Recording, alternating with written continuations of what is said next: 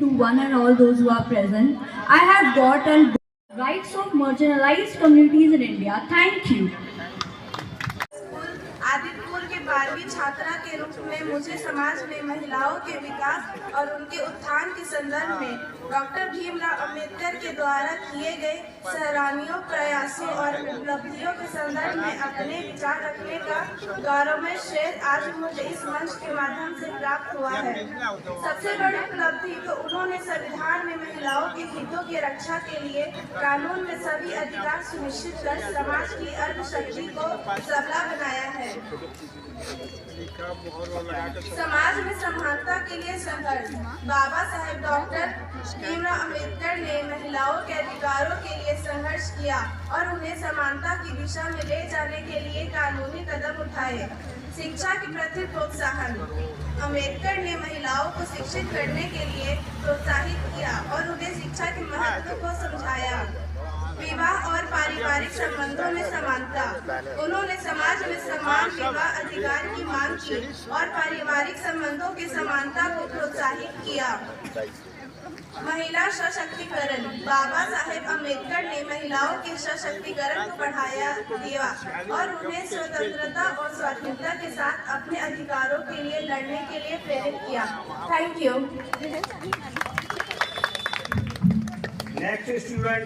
हमें बचाने वाला भीम जैसा रखवाला मिला ना होता, अगर हमें भीम जैसा बचाने वाला रखवाला मिला ना होता। जैसा कि आप सभी जानते हैं, आज का दिन हमारे लिए प्रेरणा का दिन है। आज 14 अप्रैल है डॉक्टर भीमराव अंबेडकर का जन्मदिन। उनके पिता का नाम रामजी अंबेडकर व उनकी माता का नाम भीमाबाई था। उन्होंने अपना पूरा जीवन राष्ट्र और सामाजिक कारणों के प्रति समर्पित कर दिया था। डॉक्टर भीमराव अंबेडकर जी का पहला नारा था, शिक्षित बनो, संगठित बनो।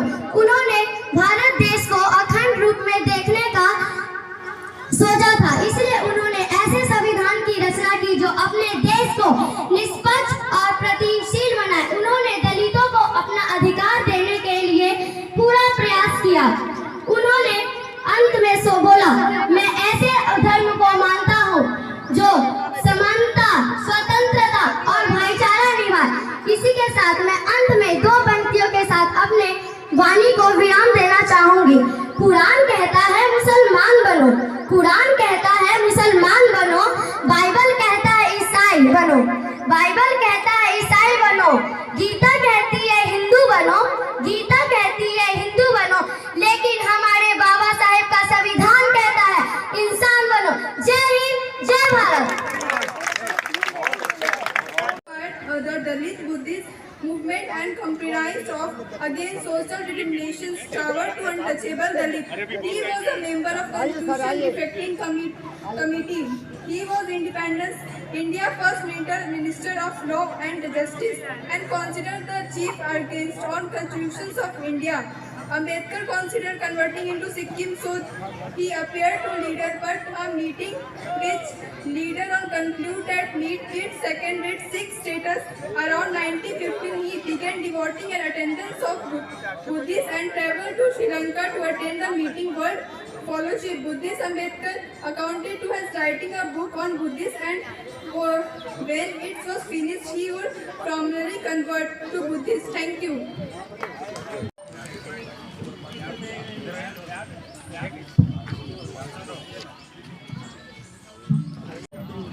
बहुत बहुत धन्यवाद हमारे प्रभात नगर कमेटी के अध्यक्ष श्री रामचंद्र पासवान जी और आज के संचालन कर रहे श्री रामचंद्र पासवान जी, मंच पर बैठे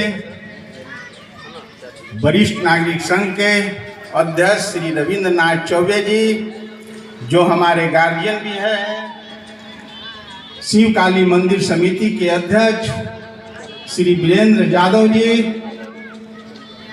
श्रीमती संध्या प्रधान जी और जितने भी ऑफिसर लोग बैठे हैं, श्रीमती शारदा देवी जी, सामने बैठे श्री विपिन शुक्ला जी, मामा जी, विष्णुमोहन कुमार जी और मिश्रा जी, कैलाश शाह जी और जितने भी आज के दिन भारत रत्न बाबा साहेब डॉक्टर भीमराव अंबेडकर के जयंती समारोह में जितने शिक्षक उपस्थित हुए हैं, जितने बच्चे अभिभावक सभी उपस्थित हुए हैं, आप सभी को हार्दिक शुभकामनाएं देता हूं और यह विश्वास करता हूं कि आप सभी आगे जो है बाबा साहेब के जो भी संदेश हैं उनको अपनाएंगे, आत्मसात करेंगे। साथियों, बाबा साहेब भीमराव को मैं नमन करते हुए मैं यही कहूंगा, रुतबा मेरे सर को जो मिला है तेरे संविधान से मिला है।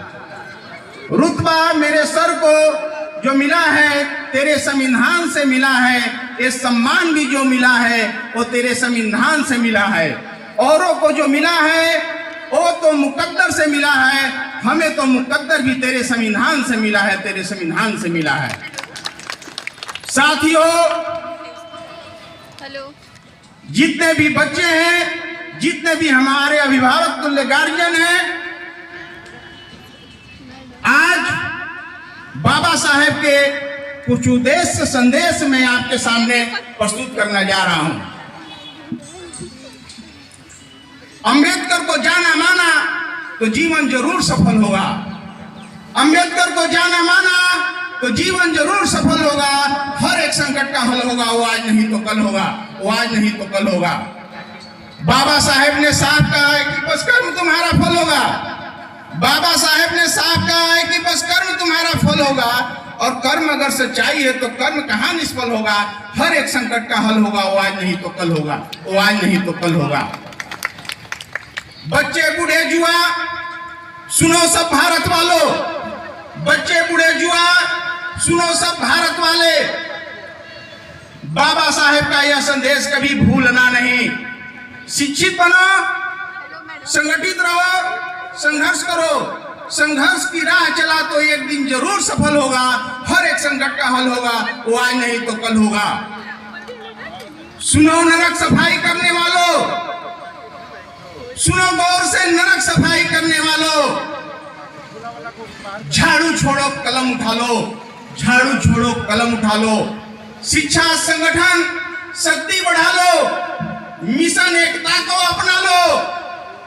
अग्नि परीक्षा की घड़ी में बाबा साहेब को ध्यान कर लो, तेरा हर एक संकट का हल होगा, वो आज नहीं तो कल होगा, वो आज नहीं तो कल होगा। साथियों, बाबा साहेब ने हम सबको बहुत कुछ दिए।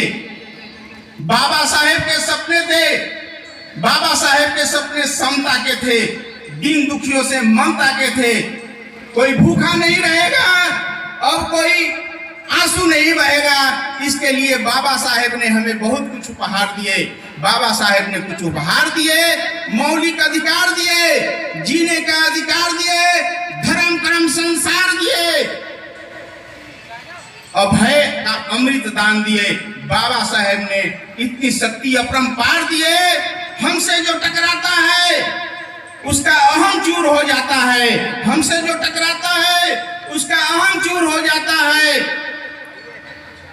दुश्मन की कोई दाल न गलती, लड़कर उसे दूर भगाता हूं, लड़कर उसे दूर भगाता हूं। साथियों, बाबा साहेब तेरे ही दम से आज मैं अमर गीत गाता हूं। बाबा साहेब आज तेरे ही दम से आज अमर गीत गाता हूं। हम सब भारत माता के पुत्र प्रतापी, हम सब भारत माता के पुत्र प्रतापी आगे भी जीते हैं और आगे भी जीतेंगे, आगे भी जीते हैं और आगे भी जीतेंगे। हर लड़ाई जीते हैं और हर लड़ाई जीतेंगे। संविधान की रक्षा हर हाल में करेंगे। प्रजातंत्र के मूल्यों पर अपघात नहीं होने देंगे। राष्ट्र की अखंडता पर प्रहार नहीं होने देंगे। राष्ट्र की अखंडता पर प्रहार नहीं होने देंगे। जब भी मौका मिलेगा, सर कटाने की जरूरत पड़े तो हंसते हंसते कटा लेंगे। माँ भारती पर कतई आंच नहीं आने देंगे, माँ भारती पर कतई आंच नहीं आने देंगे। साथियों, लोहा जितना तपता है उतना ही ताकत बढ़ता है, लोहा जितना तपता है उतना ही ताकत बढ़ता है। सोने पर जितनी आग लगे उतना प्रखर निखरता है, हीरे पर जितनी धार लगे उतना खूब चमकता है। मिट्टी का बर्तन पकता है तब तुम पर खूब खनकता है, मिट्टी का बर्तन पकता है तब तुम पर खूब खनकता है। जीवन संघर्ष समर के जद्दोजहद में, जीवन संघर्ष समर के जद्दोजहद में जीत तेरी होगी, जीत तेरी होगी। और इतना ही कहना चाहूंगा कि जो भी है आज संघर्ष की घड़ी में, लड़ाई की घड़ी में जीत हमारी होगी, जीत हमारी होगी साथियों। अगर देश को बचाना है तो बाबा साहेब के संविधान को मानना होगा। इंसानियत के धर्म बचा रहे इसके लिए संविधान की रक्षा करनी होगी। इंसानियत का धर्म बचा रहे इसके लिए संविधान की रक्षा करनी होगी। सूरज जैसा बनना है तो सूरज जितना चलना होगा, सूरज जैसा बनना है तो सूरज जितना चलना होगा। नदियों से आदर पाना है तो पर्वत छोड़ निकलना होगा। और हम आदम के बेटे हैं, और हम आदम के बेटे हैं। क्यों सोचे राह सरल होगा, कुछ ज्यादा वक्त लगेगा पर संघर्ष जरूर सफल होगा। हर एक संकट का हल होगा, वो आज नहीं तो कल होगा।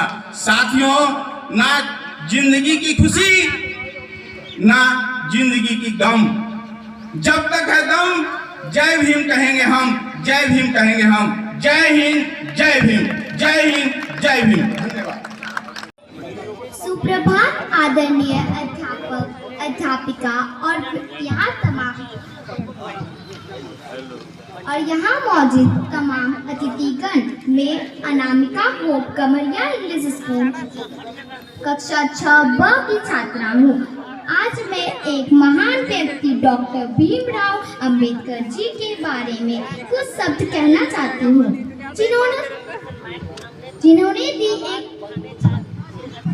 जिनसे मिला भारत को एक नया विधान, जिनसे मिला भारत को एक नया विधान, जिन्होंने भारत को दी एक नई पहचान, जिन्होंने भारत को दी एक नई पहचान।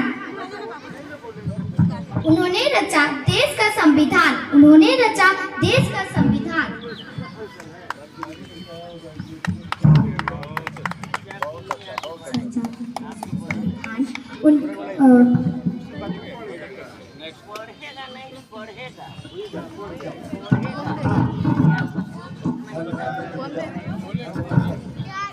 बोलना चाहते हैं। भीमराव अंबेडकर का जन्म 14 अप्रैल 1891 को मध्य प्रदेश के मूल में हुआ था। उनके पिता रामजी शकपाल एक सैन्य अधिकारी थे और उनकी मां भीमाबाई एक गृहिणी थी। डॉक्टर भीमराव अंबेडकर एक महर परिवार से थे जो हिंदू धर्म में एक निम्न जाति है। डॉक्टर भीमराव अंबेडकर का बचपन कठिनाइयों से भरा था। उन्हें स्कूल जाने से मना कर दिया गया था। उन्हें अन्य बच्चों द्वारा परेशान किया जाता था। उन्हें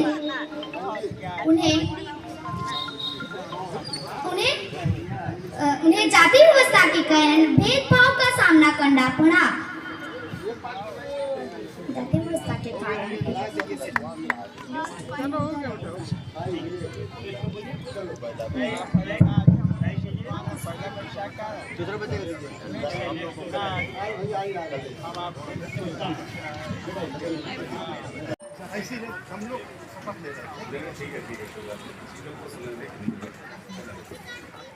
संविधान की उद्देशिका जो हमारे पूरे संविधान के सार चीज़ें हैं, सार तत्व हैं और हम लोग इसे समझेंगे। आज एक शपथ के साथ हम लोग इसको दोहराएंगे। मेरे साथ दोहराएंगे कृपया। भारत के संविधान की उद्देशिका। हम भारत के लोग, भारत को एक संपूर्ण प्रभुत्व संपन्न, समाजवादी लोकतंत्रात्मक गणराज्य बनाने के लिए, तथा उसके समस्त नागरिकों को, सामाजिक आर्थिक और राजनीतिक न्याय, अभिव्यक्ति विश्वास धर्म और उपासना की स्वतंत्रता, प्रतिष्ठा और अवसर की समता प्राप्त कराने के लिए, तथा उन सब में व्यक्ति की गरिमा और राष्ट्र की एकता और राष्ट्र की और एकता अखंडता सुनिश्चित करने और वाली, अखंडता सुनिश्चित करने के लिए, बंधुता बढ़ाने के लिए, बंधुता बढ़ाने के दृढ़ लिए संकल्प होकर दृढ़ संकल्प होकर अपनी इस संविधान सभा में अपनी इस संविधान सभा में आज तारीख को एतद द्वारा इस संविधान को इस- अधिनियमित और आत्मार्पित करते हैं। इस संविधान को अंगीकृत और आत्मार्पित करते हैं। क्योंकि ये लाइनें लिखी गई हैं उस समय में जब संविधान को अंगीकृत और आत्मार्पित किया जाता था। इसके ये बिल्कुल जय हिंद, हिंदुस्तान की जय। जय हिंद, जय हिंद, जय हिंद, जय हिंद, जय संविधान, जय संविधान, जय संविधान, जय संविधान, जय बाबा साहब भीमराव अम्बेडकर, जय बाबा साहब भीमराव अम्बेडकर, जय बाबा साहब भीमराव अम्बेडकर, जय बाबा साहब भीमराव अम्बेडकर। अमर रहे, अमर रहे, अमर रहे, अमर रहे। धन्यवाद।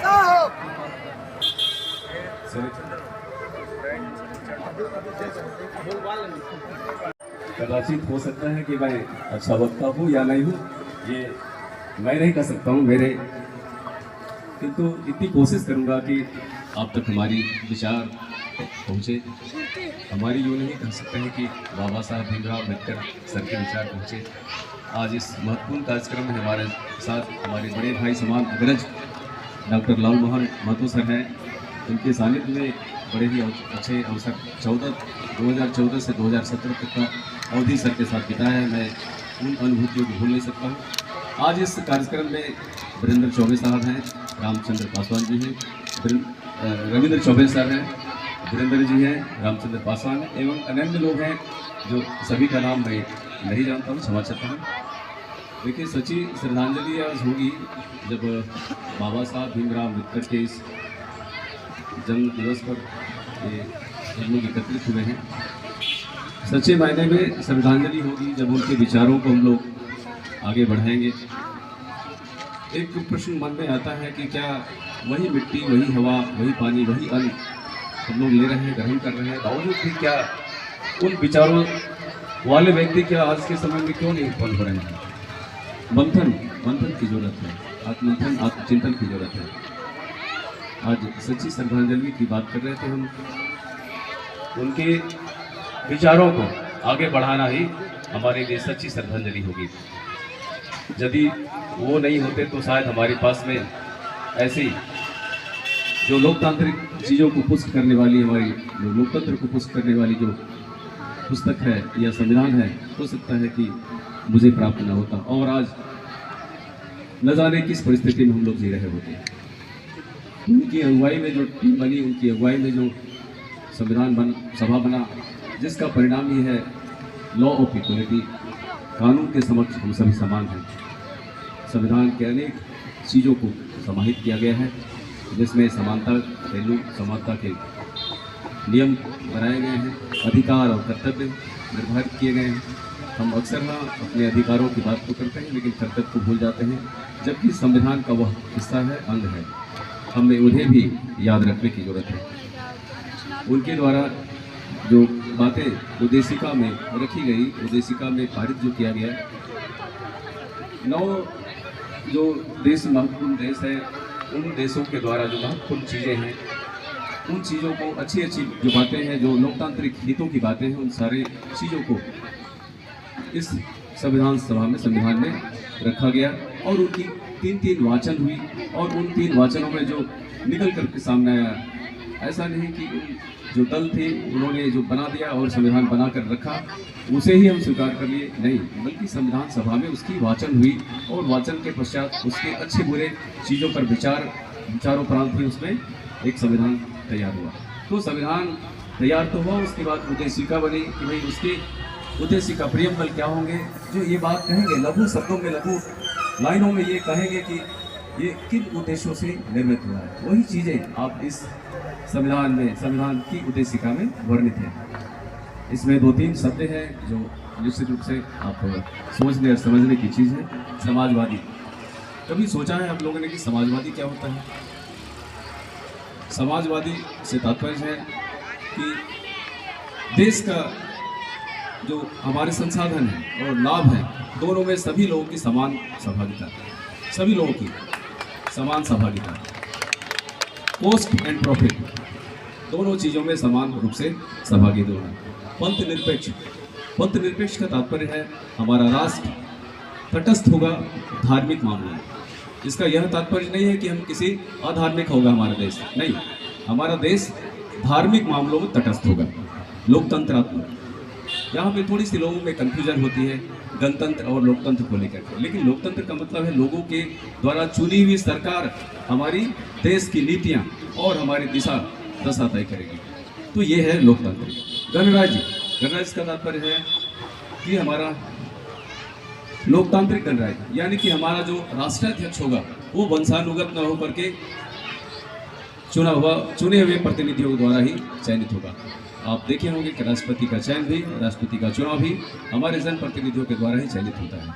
तो इस तरीके से इन सारे शब्दों को जो सम्मिलित किया गया है, देखिए विचार, अभिव्यक्ति, विश्वास की और उपासना की स्वतंत्रता, हमारे इस संविधान में विचारों की स्वतंत्रता प्रदान की गई है। आर्टिकल 19 सब क्लाउज ए में ये विचार दिया गया है कि हम अपने विचारों को प्रस्तुत कर सकते हैं। इसका तात्पर्य यह नहीं कि हम झगड़ा या असंवैधानिक रीति से किसी चीज़ों को रखें या उछल और उच्छृंखल तरीके से अपनी बातों को कहें, नहीं, अपने विचार एक संवैधानिक रीति से बातों को रखने का सभी को अधिकार है, अपने विचारों को। ठीक उसी प्रकार से विश्वास और धर्म की उपासना की स्वतंत्रता, हमारे पास स्वतंत्रता है, विश्वास और धर्म उपासना की स्वतंत्रता है। अवसर के समान, एक खुली प्रतिस्पर्धा एक लोकतंत्र की एक महत्वपूर्ण विशेषता है। ओपन कंपटीशन, जिसकी बदौलत में आप सभी को हर व्यक्ति को ये अवसर प्रदान होता है कि वो खुली चुनौतियाँ, वो खुली प्रतिस्पर्धा में भाग ले सके, इसके लिए बंदिशें नहीं है। यही अगर राजतंत्र की बात करें तो राजतंत्र में ऐसी बातें नहीं थी, जो उनके करीबी नियर एंड डियर थे उनको ही राजतंत्र में समाहित किया जाता, तो उन्हें अच्छे पद मिलते थे। लेकिन आज एक लोकतंत्र की सबसे बड़ी विशेषता है कि आप ओपन कंपटीशन यानी खुली चुनौतियाँ, खुली प्रतिस्पर्धा में भाग ले सकते हैं। जिनके पास कैपेसिटी है, जिनके पास क्षमता है, वो उस पद को या उस स्थान को प्राप्त कर सकता है। तो ये एक लोकतंत्र की विशेषता है। इन सारे चीज़ों को जब समाहित किया गया तो हमारा एक संविधान बना, और हमारे संविधान की उद्देशिका इन्हीं चीज़ों को रखती है।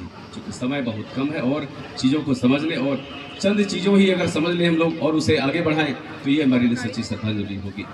इन्हीं चंद शब्दों के साथ मैं अपनी वाणी को विराम देता हूं और पूरा एक अपील भी करना चाहता हूं। चूँकि अभी आचार संहिता लागू है, आदर्श आचार संहिता, चुनाव का बिगुल भी बजा हुआ है।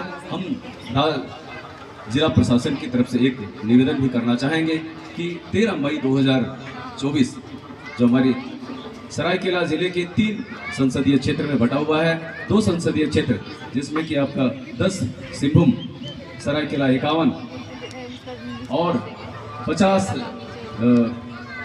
खूंटी के कुछ हिस्से भी आते हैं, जिसके तारीख 13 मई 2024 है। और उन दिनों में प्रातःकाल 7 बजे से लेकर के संध्या 5 बजे तक आप निर्वाचन के लिए घर घर निकलें।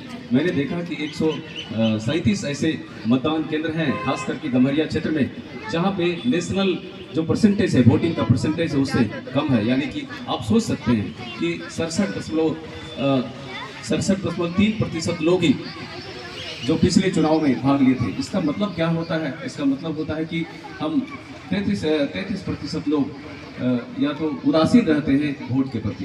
तो क्या हम अभी बात कर रहे हैं यहाँ इस लोकतंत्र की, तो लोकतंत्र का निराकरण भी लोकतंत्र को अधिक अपनाने में है। बात समझिए, मेरी बातों को जरा सा जोड़िए, ध्यान दीजिए मेरे शब्दों की तरफ। लोकतंत्र का निराकरण भी, लोकतंत्र का निदान भी लोकतंत्र को अधिक अपनाने में है। तो आप यदि उदासीन रहेंगे, अच्छे भाषण यहाँ देंगे, बड़े भाई साहब हमारे बता रहे थे, सर ने बताया कि अच्छे लंबे भाषण लोग देते हैं, चले जाते हैं, उनकी वाहवाहियाँ उठते हैं और तालियाँ बजती। नहीं, ऐसे नहीं। इनके सार और सारगर्भित चीज़ों को समझने, अपनाने और आत्मसात करने की जरूरत है। यहाँ हम 33% लोग उसमें रुचि नहीं लेते हैं। तो क्या तब हमारा कैसे हम कहेंगे कि कैसे उम्मीद करें कि हमारा लोकतंत्र पुष्ट हो? कैसे हम इन बातों को यहाँ पर भाषण पढ़ करके चले जाएं और कैसे हम समझेंगे कि हमारा देश लोकतंत्र की रीति से मजबूत हो? कैसे लोकतंत्र? आप, हमारा सब्जेक्ट ये नहीं है कि आप किनको मतदान करें, हमारा सब्जेक्ट है कि आप अवश्य मतदान करें। जिस प्रकार से अपनी बेटियों के लिए बर का चुनते हैं, 50 बार आप सोचते हैं, समझते हैं, विचारते हैं, उसके बाद एक ऐसे व्यक्ति का चयन करते हैं जो हमारी बेटी का जीवन उस पर बसर हो सके, जो उनका बढ़िया जीवन साथी हो सके। क्या हम 5 वर्षों तक ऐसे व्यक्ति को देना चाहते हैं मतदान? तो ये चीज़ों को सोचने समझने परखने की जरूरत है। बहुत सारे मैकेनिज्म हैं जिससे हम अपने कैंडिडेट्स को नो योर कैंडिडेट KYC, आप लोगों ने बैंक में सबको सुना होगा KYC, ये चीज़ें इलेक्शन के पर्पज से अगर देखा जाए तो नो योर कैंडिडेट उनके द्वारा जो प्रपत्र 26 जिसमें उन्होंने शपथ डालते हैं वो, और उसमें बताते हैं कि हमारे बैकग्राउंड, क्रिमिनल बैकग्राउंड क्या है, हमारी परिसंपत्तियाँ क्या है और आज की तिथि में कितनी है। तो इन चीज़ों को हर एक कैंडिडेट को अवश्य परखे, समझे और तत्पश्चात ही तदुपरांत ही मतदान करें। मतदान अवश्य करें, हमारा सब्जेक्ट है। मतदान किन्हें करें, आपका सब्जेक्ट है, लेकिन मतदान अवश्य करें, तभी हमारा लोकतंत्र मजबूत हो सकता है। यही अपील मैं करना चाहता हूँ। ठीक हो सकता है कि कुछ हिस्से जो चांडिल क्षेत्र से हैं, जो रांची संसदीय क्षेत्र का हिस्सा बनता है, कोटी और चाईबासा वाले क्षेत्र के लिए 13 मई 2024 है। उसी प्रकार से रांची वाले जो हिस्से हैं जिसमें चांडिल का क्षेत्र कुछ एक क्षेत्र पड़ता है और उस जगह पे जिन किसी बंधु का अगर निवास है जहाँ पे उस संसदीय क्षेत्र में आपका चुनाव क्षेत्र पड़ता है, तो उसके लिए जो चुनाव की तारीख है 25 मई 2024, आप मतदान उस समय भी निकलें। और आपको ज्ञात होगा कि मतदान के लिए न केवल पुरुष महिला 18 वर्ष से ऊपर के हर पुरुष महिला, बल्कि बुजुर्गों के लिए भी व्यवस्थाएं की गई हैं, दिव्यांगों के लिए व्यवस्था की गई है, थर्ड जेंडर के लिए, तृतीय लिंग के लिए, उनके लिए भी व्यवस्थाएं की गई है। यथासंभव प्रशासन की तरफ से कोशिशें की गई है कि हर मतदान केंद्र में पानी, जल, विद्युत, रैंप, शेड इत्यादि जो मिनिमम फैसिलिटीज हैं वो रखे गए हैं। ये कोशिशें की गई है। तथापि आपको इन चीज़ों से ऊपर और उस दिन बिना किसी भेदभाव के आप मतदान करें, यही हमारी तरफ से, हमारी जिला प्रशासन की तरफ से मैं कन्वेंटर पदाधिकारी होने के नाते आप लोग से करजोर और पुरजोर विनती कर रहा हूँ। बहुत बहुत धन्यवाद। Thank you so much everyone.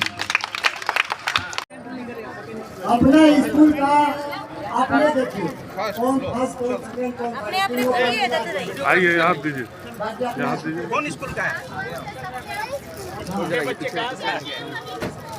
ऐसे आ गए, ऐसे आ गए। सज्जन कौन है छोटा बच्चे के लिए कलम लाइए, तो छोटे बच्चे को और भी दे दीजिए, सबको नाप रहे। 20 वाला कलम लाइए, छोटा बच्चा के लिए कलम लाइए, इधर से दे दीजिए। मैडम आप दे दीजिए, बड़ा वाला बड़ा बच्चा को दीजिए, बड़ा बच्चा को दीजिए, इधर भी दे दीजिए। छोटा बच्चा को कलम, बड़ा किसी